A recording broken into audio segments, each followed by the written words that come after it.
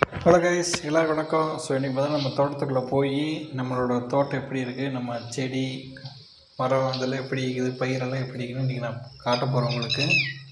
So இந்த side வளர்ந்துக்குது பார்த்திங்களா, இதெல்லாம் நம்ம தென்னை மரம். இதெல்லாம் பார்த்தீங்கன்னா வச்சு 5-6 வருஷம் ஆச்சு. ஸோ இந்த ஒரு மரத்தில் பார்த்தீங்கன்னா காய் பிடிக்க ஆரம்பிச்சிருச்சு. மரம் பார்த்தீங்கன்னா ஒல்லியாக இருக்குது பாருங்க. எல்லா மரம் பார்த்தீங்கன்னா ஒரே இடத்துல வாங்கலை, எல்லாம் பார்த்தீங்கன்னா ஒவ்வொரு இடத்துலேருந்து பார்த்தீங்கன்னா வாங்கினது. அதனால் ஒவ்வொரு மரம் பார்த்திங்கன்னா ஒவ்வொரு ரகம். அதனால் வந்து சில சீக்கிரமாக காய் பிடிச்சிருது, சில நல்லா குண்டாகி அதுக்கப்புறம் காய் பிடிக்கிறது. ஸோ நம்ம நிறைய ரகம் இருக்குது. ஸோ கொஞ்சம் பார்த்திங்கன்னா வாழை வச்சுருக்கோம். இந்த வாய்க்கால் ஓரத்தில் பார்த்தா எல்லா இதுலேயும் பார்த்தா வாழை இருக்கும். அப்புறம் பார்த்தீங்கன்னா அந்த வாய்க்காலுக்குள்ளே பார்த்தீங்கன்னா இந்த கடைசி வயலில் சோளம் போட்டிருப்போம். மாடு திங்கிற சோளம், நம்ம திங்கிற மக்காச்சோளம் இல்லை, மாடு திங்கிற சோளம். இது எல்லாமே இது ஃபுல்லாகவே பார்த்தீங்கன்னா சோளம் தான். ஸோ தண்ணி பார்த்தீங்கன்னா இப்போதைக்கு கரெக்டாக இருக்குது. ஆனால் பார்த்தீங்கன்னா மழை வந்தால் பார்த்தீங்கன்னா தான் தண்ணி கொஞ்சம் கிணத்துல ஏறும், இல்லைன்னா பார்த்தீங்கன்னா தண்ணி கம்மியாகிட்டே போயிடும். ஸோ இந்த சைடெலாம் பார்த்தீங்கன்னா தண்ணி அந்தளவுக்கு பத்தில் இந்த செடிகளுக்கு பார்த்தீங்கன்னா தெரியல, வறண்டுகள் வருங்க. ஸோ இது சூப்பர் நேப்பியர் புல்லு. நம்ம ஊர் சைடில் பார்த்தோன்னா மசால் புல்லுன்னு சொல்லுவோம். ஸோ சின்ன கரணை. ஸோ இது மாதிரி பார்த்தோன்னா அந்த பெரிய செடியை வெட்டி அந்த தண்டை அப்படியே பார்த்தோன்னா மண்ணுக்குள்ளே புதைச்சி வச்சிங்கன்னா சின்ன சின்ன தண்டை. இது மாதிரி பார்த்தோன்னா புதுசாக நம்மளுக்கு செடி முளைக்க ஆரம்பிச்சிடும்.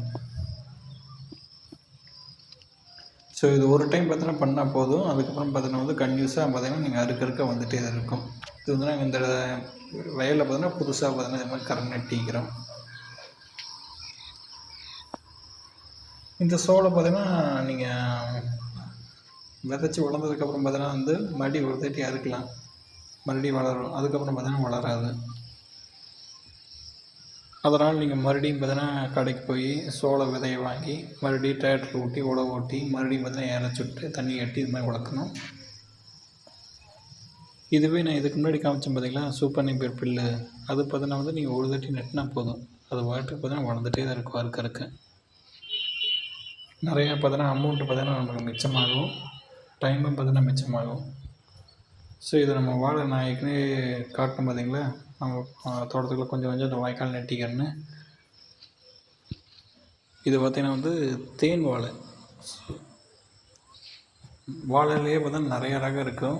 சில பேருக்கு பார்த்தோன்னா தெரியாது, வாழைப்பழம்னு தான் சொல்லுவோம். அதுவே பார்த்தோன்னா தேன் வாழை, மொந்தை, பூ, அப்புறம் ரஸ்தாளி, இது மாதிரி பார்த்தா நிறையா இருக்குது. நம்மளுக்கு பார்த்தீங்கன்னா இந்த ஏரியாவில் பார்த்தீங்கன்னா தேன் வாழை நிறையா போடுவோம். ஸோ இது ஒரு நல்லா திரண்டுருச்சு. ஸோ இன்னொரு 2 வாரத்தில் பார்த்தீங்கன்னா வெட்டிடுவாங்க. இதில் பார்த்தீங்கன்னா வாழையில் பூ இருக்குது பார்த்தீங்கன்னா அந்த தாரில். ஸோ அதை வெட்டலின்னு பார்த்தீங்கன்னா இந்த மாதிரி கல்யாணத்துக்கு இது மாதிரி ஏதோ விசேஷத்துக்கு பார்த்தீங்கன்னா வீட்டுக்கு வெளியே இந்த வாழை மரம், முழு வாழை மரம் கட்டுவோம் பார்த்திங்கன்னா, அதில் பார்த்தீங்கன்னா பூ இருக்கணும். ஸோ அதனால தான் பார்த்தீங்கன்னா அந்த பூ அப்படியே இருக்குது. ஸோ இங்கே இருக்கிற வாழைகள்லாம் பார்த்தீங்கன்னா அது மாதிரி ஃபங்க்ஷனுக்கு தான் பார்த்தீங்கன்னா எல்லாத்தையும் வெட்டிட்டு போவாங்க. அப்படி வெட்டாத பார்த்தீங்கன்னா நாங்கள் பார்த்தீங்கன்னா அதை வெட்டி பார்த்தீங்கன்னா அந்த பழத்தை ட்ரெண்டருக்கு கொண்டு போயிடுவோம், இல்லைங்க யாராச்சும் பார்த்தீங்கன்னா கொடுத்துருவோம். ஸோ இந்த சைடு ஃபுல்லாக அதுதான். எனக்கு தெரிஞ்ச ஒரு 20 வாழை இருக்கும். ஒவ்வொரு தடவை வெட்டினதுக்கப்புறம் பார்த்தீங்கன்னா சைடில் ஒரு அல்லக்கண்ணு விட்டுருவோம். அது பார்த்தோன்னா அடுத்த வாழையை பார்த்தோன்னா மாறிடும்.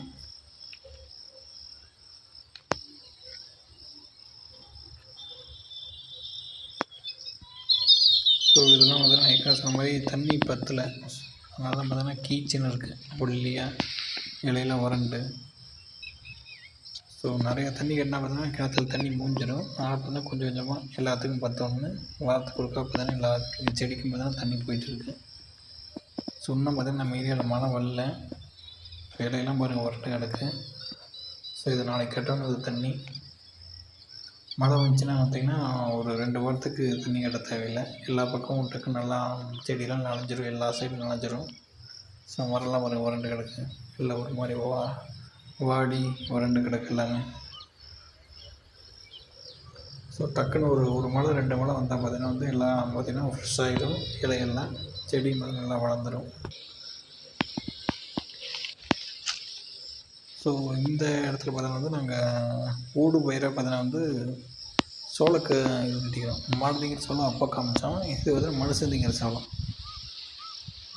இது மாதிரி இந்த மசால் புல் இந்த பாத்திலேயே பார்த்தீங்கன்னா வந்து இந்த மக்காச்சோளம் இதையும் பார்த்தீங்கன்னா நெட்டியிருக்கோம். ஸோ ரெண்டுமே பார்த்தீங்கன்னா ஒட்டுக்க வளர்ந்துட்டுருக்கு.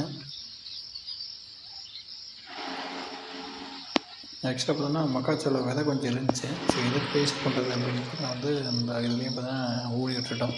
ஸோ ரெண்டு ஒட்டுக்கா வளர்த்துன்ட்டு மாட்டுக்கு பார்த்தீங்கன்னா வந்து அதை மக்காச்சோளத்தை பார்த்தீங்கன்னா நல்லா அரைச்சி கொடுத்துடலாம். நெக்ஸ்ட்டு கடைசியாக நம்ம கொய்யா மரம். ஸோ நம்ம தோட்டத்துலேயே பார்த்தீங்கன்னா ஒரு 2 மரம் இருக்குது. கொய்யா காமிக்கிறது வருது. இது வந்து பிஞ்சு கொய்யா இப்படி தான் இருக்கும். இன்னும் கொஞ்ச நாள் ஆனதுக்கப்புறம் பார்த்தீங்கன்னா வந்து நம்ம சாப்பிட்ற மாதிரி ஆகிடும். மோஸ்ட்லி பார்த்தீங்கன்னா நம்ம சாப்பிட்றதில்ல. நம்மளோட தோட்டத்தில் இருக்கிற அந்த குருவி, கிளி இதெல்லாம் பார்த்தீங்கன்னா வந்து கொத்தி பார்த்தீங்கன்னா சாப்பிட்டு போயிடும் எல்லாத்தையும். ஸோ அந்த மேலக்கெல்லாம் பார்த்தீங்கன்னா நம்மளால் பறிக்க முடியாது. ஸோ மேலக்கெல்லாம் பார்த்தா நம்ம வந்து குருவிகளுக்கு கொடுத்துருவோம்.